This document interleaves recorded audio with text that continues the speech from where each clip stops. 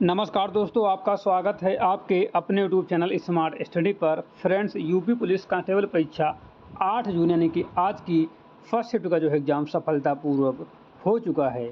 आज की इस क्लास में हम लोग देखने वाले हैं आज की फर्स्ट शिफ्ट में पूछे गए 100% रियल क्वेश्चन और उनके आंसर। तो आप लोगों को इस क्लास को पूरा देखना है। जिन बच्चों का एग्ज़ाम आज की सेकेंड शिफ्ट में है वो बच्चे इस क्लास को अंत तक पूरा देखें और समझें कि किस प्रकार से क्वेश्चन पूछे जा रहे हैं, किस टॉपिक से क्वेश्चन पूछे जा रहे हैं। तो आप लोगों को जो है इस क्लास से मदद मिलेगी। जिन बच्चों का आगे की शिफ्टों में एग्ज़ाम है, जैसे कि 9 की फर्स्ट सेकंड को या 10 की फर्स्ट सेकंड को, उनको भी जो है काफ़ी हद तक इस क्लास से मदद मिल जाएगी, क्योंकि उनको पता चल जाएगा कि किस टॉपिक से कितने क्वेश्चन पूछे जा रहे हैं। ठीक है, तो आप लोगों को इस क्लास को अंत तक पूरा देखना है। क्लास अच्छी लगेगी तो लाइक कर देना। जो लोग चैनल पर नए हैं, चैनल को अभी तक सब्सक्राइब नहीं किए हैं, सभी लोग चैनल को सब्सक्राइब कर दो, बेल आइकन को प्रेस कर दो, ताकि आने वाली वीडियो का नोटिफिकेशन सबसे पहले आप लोगों को मिल सके। जो लोग हमारे टेलीग्राम चैनल को ज्वाइन नहीं करें हैं, सभी लोग टेलीग्राम चैनल को भी ज्वाइन कर लो, क्योंकि टेलीग्राम चैनल पर जो है हम क्लास की नोट्स और पीडीएफ प्रोवाइड करते हैं। अब बहुत से बच्चे बोलेंगे सर टेलीग्राम चैनल ज्वाइन कैसे करें। तो टेलीग्राम चैनल ज्वाइन करना बहुत ही आसान है। आप लोगों को इस वीडियो के डिस्क्रिप्शन बॉक्स में जो है टेलीग्राम चैनल की लिंक मिलेगी, उस पर क्लिक करके आप लोग ज्वाइन बटन पर क्लिक करके ज्वाइन हो जाइए। ठीक है, तो आज की क्लास को हम स्टार्ट करते हैं बिना टाइम वेस्ट किए। ठीक है, तो आज की हमारा पहला क्वेश्चन आ रहा है स्क्रीन पर।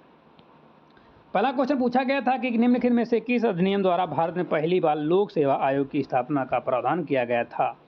महत्वपूर्ण क्वेश्चन है और आगे की शिफ्टों में भी बहुत ज़्यादा महत्वपूर्ण है और आगे पूछा जा सकता है। ऑप्शन थे भारत सरकार अधिनियम 1935, भारत सरकार अधिनियम 1919, ऑप्शन नंबर सी है भारतीय परिषद अधिनियम 1909 और भारतीय परिषद अधिनियम 1892।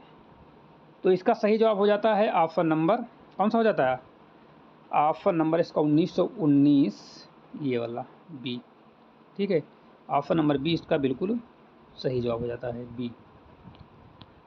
भारत में पहली बार लोक सेवा आयोग की स्थापना का प्रावधान जो है भारत सरकार अधिनियम 1919, जिसे जो है मोंटेग्यू चेम्बर्सफोर्ड सुधार भी कहा जाता है, कि धारा 96 की सी के तहत जो है किया गया था।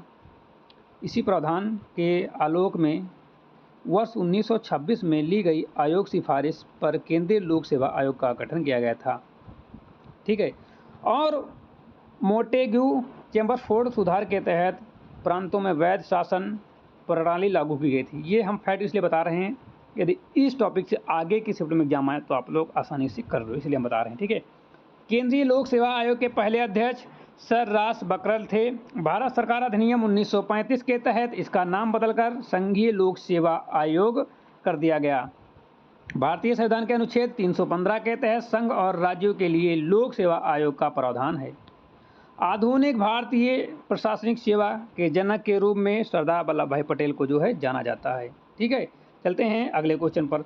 अगला क्वेश्चन है, उत्तर प्रदेश के किस जिले में देश का पहला मल्टी मॉडल लॉजिस्टिक्स पार्क विकसित किया जा रहा है, जो राज्य को वैश्विक व्यापार से जोड़ेगा। बहुत ही महत्वपूर्ण क्वेश्चन पूछा गया था, इससे ये कहने की करंट अफेयर का क्वेश्चन है, बहुत ही ज़्यादा महत्वपूर्ण क्वेश्चन है।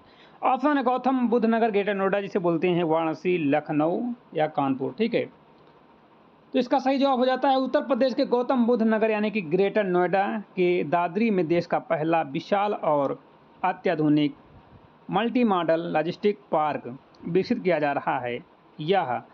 यह जो है समर्पित माल ढुलाई गलियारे के जंक्शन के पास स्थित है, जिससे माल की आवाजाही बेहतर और सुगम हो जाएगी। ठीक है, उत्तर प्रदेश का वाराणसी जिला देश का पहला शहर है जहां सार्वजनिक परिवहन के लिए रोपवे सेवा शुरू की गई है। ठीक है, तो आपको ये भी याद रखना चाहिए कि उत्तर प्रदेश का कौन सा पहला शहर है जहां पर रोपवे की सेवा सर्वप्रथम शुरू की गई है और सार्वजनिक रूप से। तो ये हो जाएगा वाराणसी। कहाँ हो जाएगा? वाराणसी हो जाएगा। और गौतम बुद्ध नगर जिले में जेवर अंतर्राष्ट्रीय हवाई अड्डा स्थित। ठीक है, यहाँ पर जो है जेवर हवाई अड्डा स्थित है, जो एशिया का सबसे बड़ा हवाई अड्डा बनने की ओर अग्रसर है, अभी बन ही रहा है। ठीक है, उत्तर प्रदेश का एकमात्र ऐसा राज्य है, उत्तर प्रदेश देश का एक ऐसा मात्र राज्य है जिसके पास सबसे लंबा एक्सप्रेस वे है, नेटवर्क है, Ganga express way, Purvanchal express way.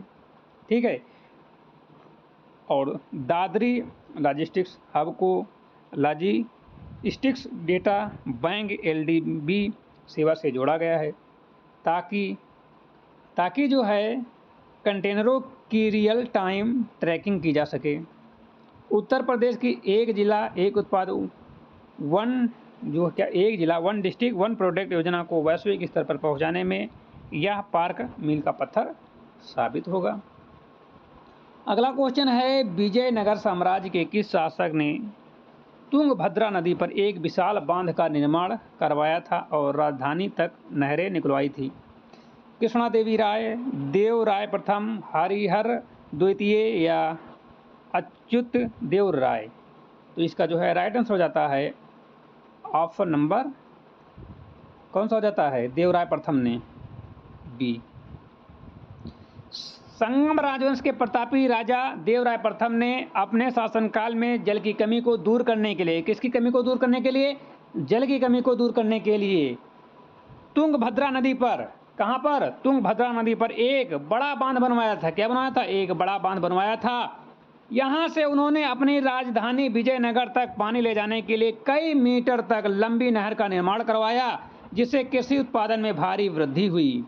विजय साम्राज्य की स्थापना 1936 ईस्वी में हरिहर और बुक्का नामक दो भाइयों ने की थी। ठीक है, ये तो क्वेश्चन पूछे विजय साम्राज्य की स्थापना 1936 में, या विजय साम्राज्य की स्थापना किसने की थी? तो 1936 में जो है हरिहर और बुक्का नामक दो भाइयों ने की थी।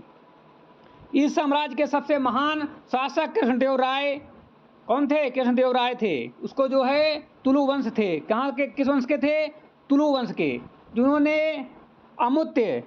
जिन्होंने जो है अमुक्त मालयाद ग्रंथ की रचना की थी। अगला क्वेश्चन है, थोड़ा एक पॉइंट और रहेंगे, 2 पॉइंट, कि विजयनगर की प्राचीन राजधानी के अवशेष जो वर्तमान कर्नाटक के हम्पी में स्थित हैं। कहाँ स्थित हैं?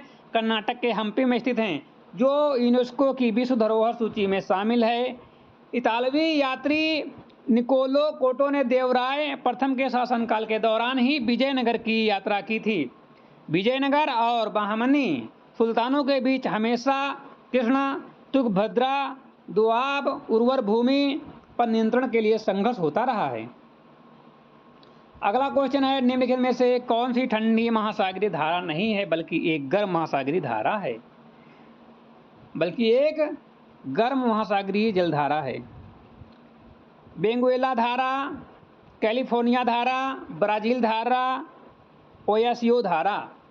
तो इसका सही जवाब हो जाता है ऑप्शन नंबर कौन सा हो जाता है? ब्राजील धारा। ब्राजील धारा जो है वो अटलांटिक महासागर की एक प्रमुख गर्म धारा है। कौन सी? ब्राजील धारा, सी नंबर सही है। जो दक्षिण अमेरिका महाद्वीप के पूर्वी तट के उत्तर क्या है, जो पूर्वी तट के साथ उत्तर से दक्षिण की ओर बहती है, इसे विपरीत वेनेजुएला दक्षिण अटलांटिक या कैलिफोर्निया उत्तरी प्रशांत और ओशियानो उत्तरी प्रशांत सभी ठंडी जलधाराएं हैं। कौन कौन सी ठंडी हैं? एक तो हो गया वेनेजुएला, एक होगा कैलिफोर्निया, एक हो गया ओयासियो। ये सभी जो हैं ठंडी जलधाराएं हैं। महासागरीय जलधाराएं पृथ्वी के तापमान को संतुलन रखने में महत्वपूर्ण भूमिका निभाती हैं। जब उत्तर से आने वाली ठंडी हवाएं ओयासियो द्वारा या ओशियो धारा और दक्षिण से आने वाली गर्म क्यूरोशियो धारा मिलती हैं, जो वहां घने कोहरे का निर्माण होता है, जो मछली पकड़ने के लिए आदर्श क्षेत्र जैसे जापान के पास बनाता है। गल्फ स्ट्रीम अटलांटिक महासागर की एक अत्यंत तीव्र गर्म जलधारा है, जिसे यूरोप का कंबल भी कहा जाता है। महासागरीय जलधाराओं की गति और दिशा पर पृथ्वी के घूर्ण और प्रचलित पवनों का गहरा प्रभाव पड़ता है। पेरू या हम्बोल्ट धारा प्रशांत महासागर की एक ठंडी धारा है, जिसके कमजोर होने से अल नीनो गर्म जलधारा का जन्म होता है, जिससे भारतीय मानसूनी प्रभावित होता है। अगला क्वेश्चन है, भारतीय संविधान के किस अनुच्छेद के तहत सर्वोच्च न्यायालय को अपने स्वयं के निर्णय या आदेशों की समीक्षा करने की शक्ति प्राप्त है? अनुच्छेद 132, अनुच्छेद 137, अनुच्छेद 141 या अनुच्छेद 143? तो इसका सही जवाब हो जाता है अनुच्छेद 137। भारतीय संविधान का अनुच्छेद 137 सर्वोच्च न्यायालय को यह विशेष शक्ति प्रदान करता है कि वह संसद द्वारा बनाए गए किसी कानून या स्वयं के द्वारा पूर्व में दिए गए किसी निर्णय की समीक्षा कर सके और आवश्यकता पड़ने पर उसमें सुधार कर सके। इसे न्यायिक पुनर्वलोकन या समीक्षा की शक्ति कहा जाता है। अनुच्छेद 143 के तहत भारत के राष्ट्रपति सर्वोच्च न्यायालय से कानूनी या सार्वजनिक महत्व के विषय पर परामर्श मांग सकते हैं।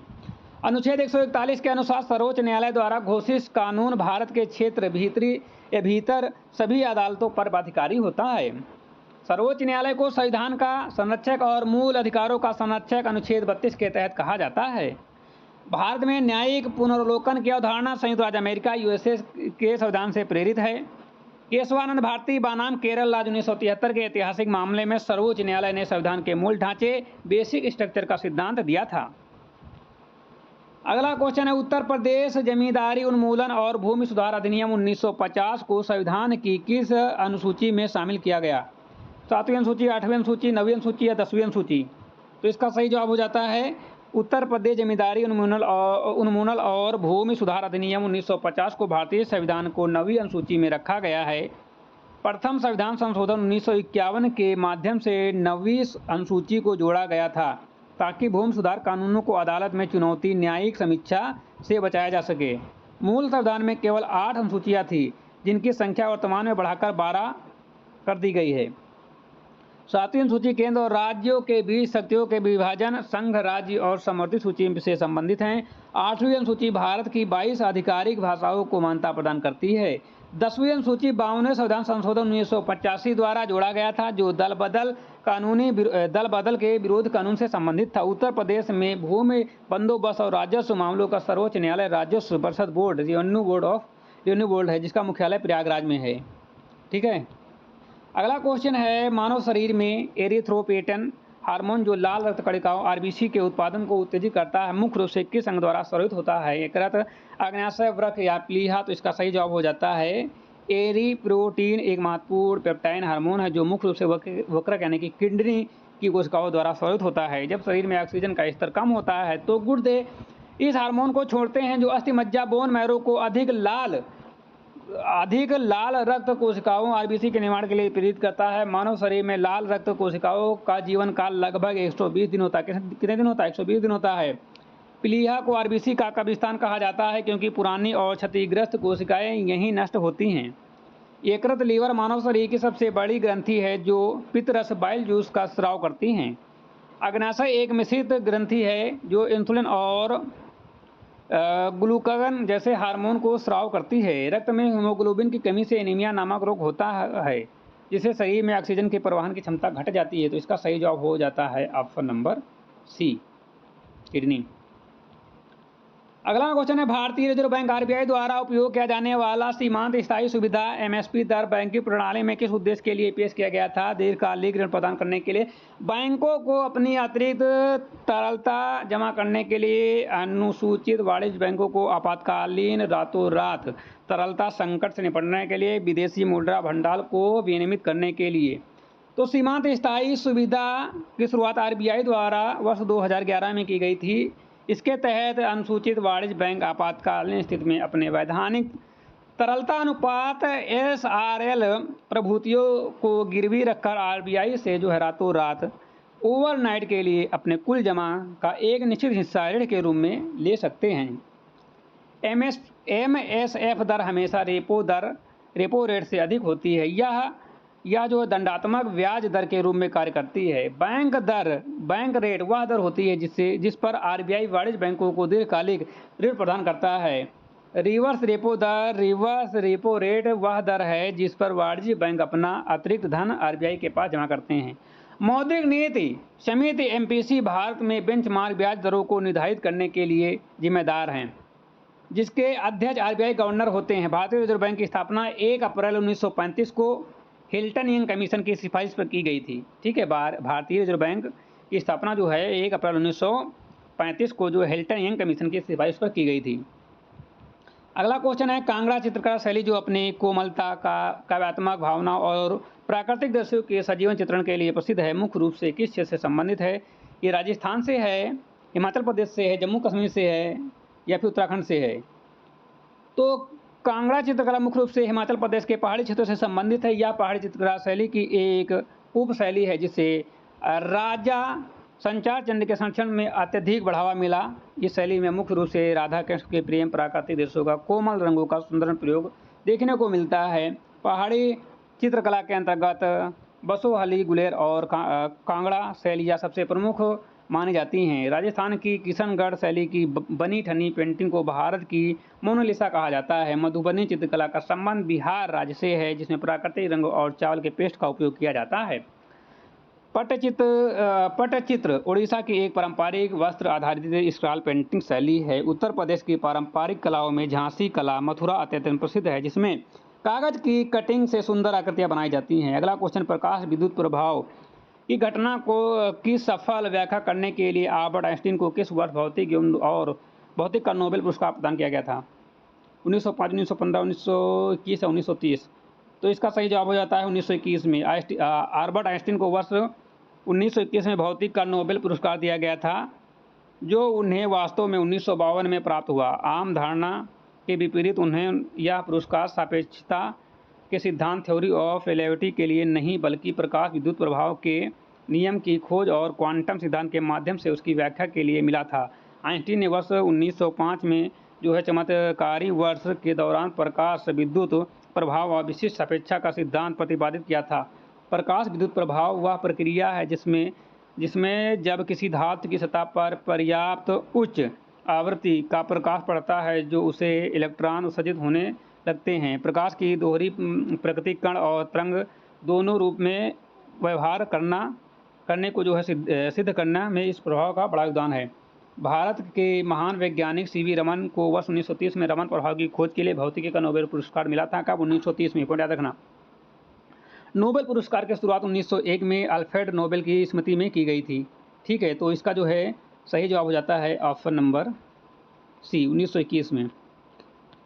अगले क्वेश्चन पर चलते हैं। अगला क्वेश्चन, उत्तर प्रदेश की बखीरा वन्यजीव अभयारण्य, जिसे हाल ही में एक रामसर स्थल घोषित किया गया है, राज्य के किस जिले में स्थित है? संत कबीर नगर, सिद्धार्थनगर, गोरखपुर, गोंडा? तो इसका सही जवाब हो जाता है बखीरा वन्यजीव अभयारण्य उत्तर प्रदेश के संत कबीर नगर में जिले में स्थित है। यह पूर्वी उत्तर प्रदेश की एक विशाल प्राकृतिक जलभूमि है, जो सर्दियों के मौसम में हजारों प्रवासी पक्षियों के आकर्षित करती है। इसे भारत के 19वें रामसर स्थल के रूप में अंतर्राष्ट्रीय महत्व की आदर्श भूमि का दर्जा दिया गया था। भारत में सर्वाधिक रामसर स्थलों की संख्या के मामले में तमिलनाडु के बाद उत्तर प्रदेश दूसरे स्थान पर है। उत्तर प्रदेश का पहला रामसर स्थल ऊपरी गंगा नदी बुलंदशहर से नरोरा खिंचाव था। विश्व आदर्श भूमि दिवस वर्ल्ड वेटलैंड डे प्रत्येक वर्ष 2 फरवरी को मनाया जाता है। कब मनाया जाता है आदर्श भूमि दिवस? 2 फरवरी को मनाया जाता है, क्योंकि इसी दिन 1971 में ईरान के रामसर शहर में सम्मेलन हुआ था। उत्तर प्रदेश का एकमात्र राष्ट्रीय उद्यान दुधवा राष्ट्रीय उद्यान लखीमपुर खीरी में जिले में स्थित है। कठिन झील, जिसे सरोवर भी कहा जाता है, आगरा जिले में स्थित एक अन्य महत्वपूर्ण रामसर भी है। अगला क्वेश्चन है, कंप्यूटर और सूचना प्रौद्योगिकी के संदर्भ में रैनसमवेयर शब्द का अर्थ क्या है?